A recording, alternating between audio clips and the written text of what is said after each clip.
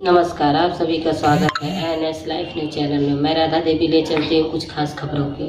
उत्तर प्रदेश जिला ललितपुर से डीएसपी अभयनारायण जी एक महान आत्मा के धनी इंसान है जिनका स्थानांतरण हुआ ललितपुर से इटावा। इससे पहले 19 जुलाई 2022 का वह जनपद हमीरपुर से जनपद मैनपुरी के लिए स्थानांतरण हुए थे और फिर जनपद मैनपुरी से स्थानांतरण के बाद वह अपने परिवार को लेकर जब अभयनारायण राय मैनपुरी में रहे, जहां पर सभी पुलिसकर्मियों एवं आमतौर से जनता का अटूट प्रेम के बाद बड़ी खुशहाली जीवन के साथ साथ अपनी नौकरी कर रहे थे। और इससे पहले रात हमीरपुर में अपनी नौकरी कर रहे थे और फिर अचानक स्थानांतरण हो गया था, जिससे मन विचलित हुआ था क्योंकि बच्चों की पढ़ाई लिखाई में बाधा होती है। और वह पुलिस मुख्यालय लखनऊ जाकर अनुरोध किया कि मुझे जनपदीय शाखा से हटाकर गैर जनपद शाखा में स्थानांतरित कर दिया जाए, जिससे कि मैं अपने परिवार और नौकरी दोनों ही दायित्वों का निर्वहन बेहतर ढंग से कर सकूं। पर ऐसा नहीं किया गया क्योंकि अभयनारायण राय की काबिलियत के चलते और फिर मजबूरन जनपद ललितपुर आना पड़ा था। और जब ललितपुर आना पड़ा था, पर आने के साथ ही कई लोगों ने कहा कि भाई साहब ये ललितपुर है, यहाँ लोग आना नहीं चाहते हैं, लेकिन जो अधिकारी यहाँ आ जाते हैं तो फिर आने के बाद जाना नहीं चाहते हैं। तो अभयनारायण राय ने ये देखा कि वह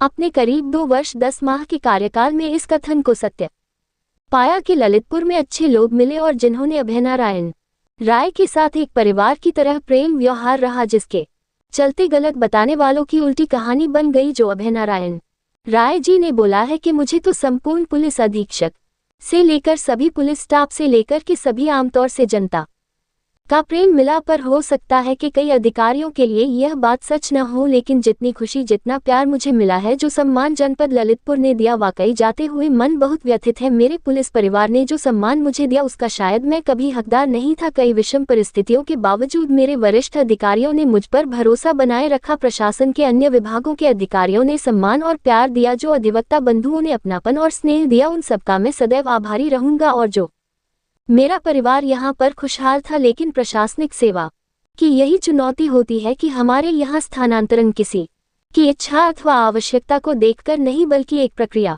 के रूप में होता है। और उसी के तहत मेरा स्थानांतरण दिनांक 24 मई 25 को जनपद इटावा के लिए हुआ है और कल यानी 3 जून 25 को मैं जनपद ललितपुर को छोड़कर जनपद इटावा के लिए जा रहा हूँ। लेकिन ये बात मैं पूरे विश्वास के साथ कह सकता हूँ कि मैं ललितपुर वासियों को छोड़कर नहीं जा रहा हूँ।